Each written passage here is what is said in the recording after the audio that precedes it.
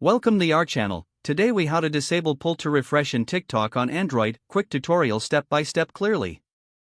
Open the TikTok app on your Android device.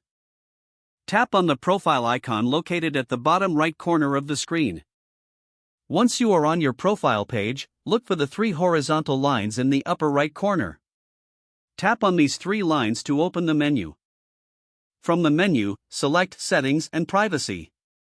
Scroll down until you find Accessibility. Tap on Accessibility. Look for the setting labeled Pull to Refresh. Toggle the switch to disable Pull to Refresh. Confirm any prompts if necessary. Once disabled, exit the Settings menu. You have now successfully disabled Pull to Refresh in TikTok on your Android device.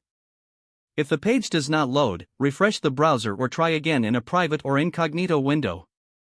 Make sure you are using the correct email address, then retype it carefully to avoid small typos. If your password is not accepted, use the reset option and create a new strong password you can remember. Check your spam folder for verification or security emails, then complete any requested confirmation steps. Enable two-factor authentication if available to improve account security and reduce unauthorized access risk. After signing in, review your profile details so your contact information and settings are accurate and current. If you see an error message, note it down and try again after restarting your device and internet connection. Log out when you finish, especially on shared devices, to keep your account and payment information secure. If the page does not load, refresh the browser or try again in a private or incognito window.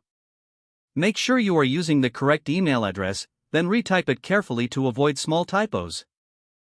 If your password is not accepted, use the reset option and create a new strong password you can remember. Check your spam folder for verification or security emails, then complete any requested confirmation steps.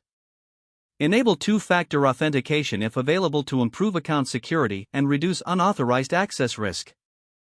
After signing in, if you see an error message, note it down and try again after restarting your device and internet connection. Log out when you finish, especially on shared devices, to keep your account and payment information secure. If the page does not load, refresh the browser or try again in a private or incognito window. Make sure you are using the correct email address, then retype it carefully to avoid small typos. If your password is not accepted, use the reset option and create a new strong password you can remember. Don't forget to like this video and subscribe to our channel for more step-by-step tech guides.